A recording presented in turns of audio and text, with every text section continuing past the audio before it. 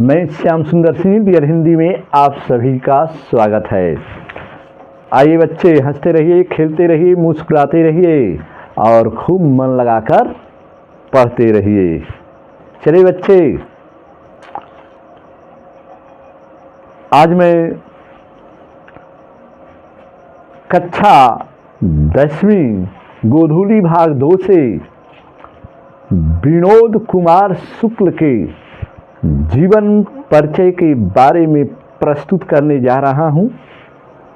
मेरे प्यारे बच्चों, जरूर जीवन परिचय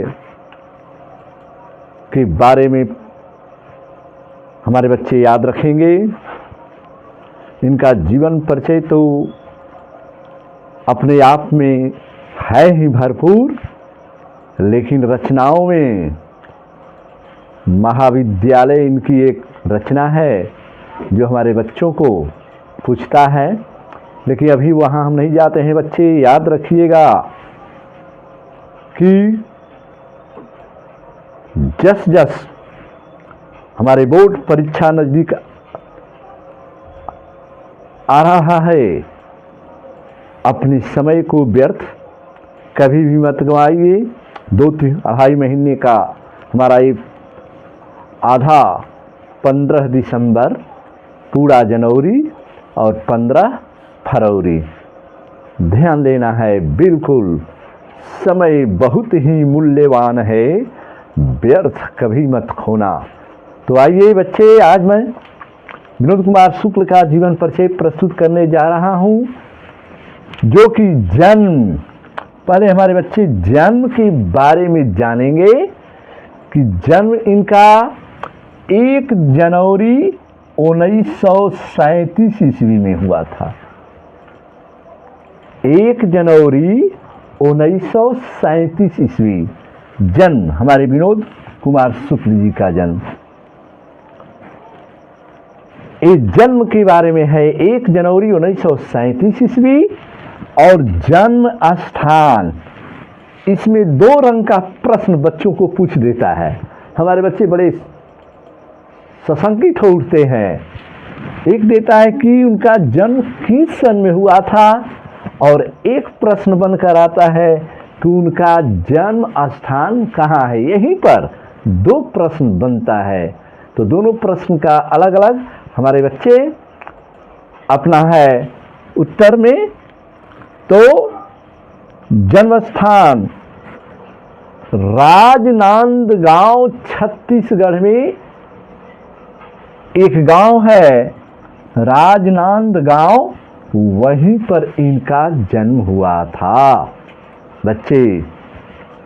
और निवास 3 जगह आया है, जन्म स्थान और निवास। रायपुर छत्तीसगढ़ के मूल निवासी हैं हमारे विनोद कुमार शुक्ल। और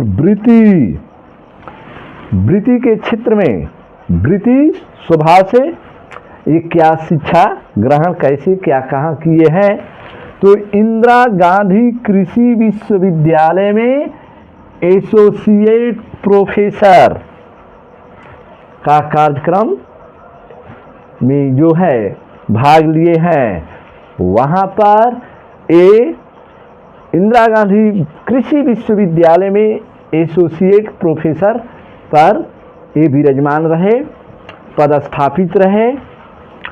और निराला सृजन पाठ में जून 1994 से जून 1996 तक अतिथि साहित्यकार रहे।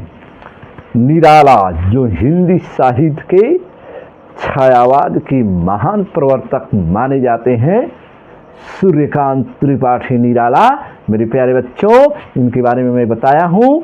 तो निराला सृजन पाठ में जून 1994 से जून 1996 तक अतिथि साहित्यकार के रूप में रहे हैं हमारे विनोद कुमार शुक्ल। के क्षेत्र में भी इन्हें सम्मानित किया गया है, जो कि रघुवीर सहाय स्मृति पुरस्कार 1992 में इन्हें मिला था।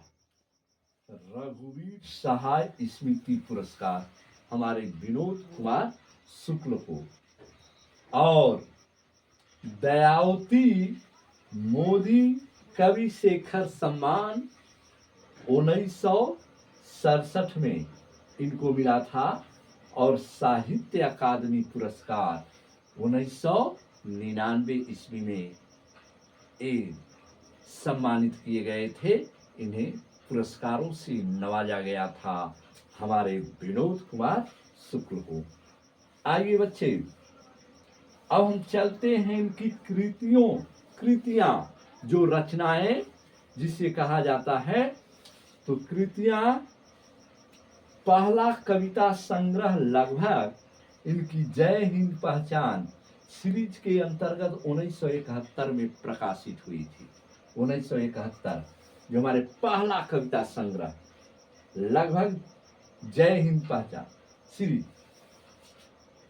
और वह आदमी कोट पहन कर चला गया विचार की तरह, जो कि इन्हीं की हमारे इंटरमीडिएट में 12वीं कक्षा में प्यारे बच्चों बहुत ही सुंदर कविता लिखी गई है हमारे विनोद कुमार शुक्ल द्वारा।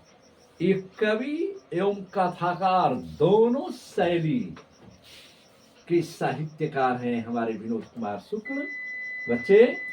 तो वह आदमी कोट पहनकर चला गया विचार की तरह, जो 1981 में प्रकाशित हुई थी, और नौकर की कमीज और खिलेगा तो देखेंगे। दीवार में एक खिड़की रहती थी और पेड़ पर कमरा, इनकी रचना है बच्चे। और महाविद्यालय तो कहना नहीं है, जो हमारे हिंदी साहित्य के विनोद कुमार शुक्ल द्वारा रचित कहानी है मछली, जो बच्चों के बाल मनोवैज्ञानिकता के आधार पर बच्चे बहुत ही सुंदर कहानियां लिखे हैं। शीर्षक का नाम ही है मछली, तो हम लोग जाने जाएंगे यह उनकी रचना महाविद्यालय से ही ली गई है, विनोद कुमार शुक्ल। और कहानी संग्रह सब कुछ होना बचा रहेगा 1992 में इन्होंने कहानी संग्रह के माध्यम से, और विशेष में उपन्यासों का कई भारतीय भाषाओं में अनुवाद इन्होंने किए हैं। और नौकर की कमीज जो उपन्यास पर मणिकौल द्वारा फिल्म का निर्माण, जिस तरह से हमारे विमल राय ने उसने कहा था, पर बहुत ही सुंदर फिल्म में उनकी रचनाएं आई थी। और उसी तरह से हमारे महान कथाकार विनोद कुमार शुक्ल द्वारा मणिकौल द्वारा फिल्म के निर्माण में भी इनका है। और विनोद कुमार शुक्ल हमारे दोनों शैली के कवि हैं, जिसे चंपू शैली कहा जाता है कथाकार के क्षेत्र में, और कवि। इनकी रचनाओं में बहुत सी रचनाएं हैं, जो ये विनोद कुमार शुक्ल 20वीं सदी के 7वें एवं 8वें दशक के रूप में ये उभर कर हमारे कवि के रूप में आए थे, विनोद कुमार शुक्ल।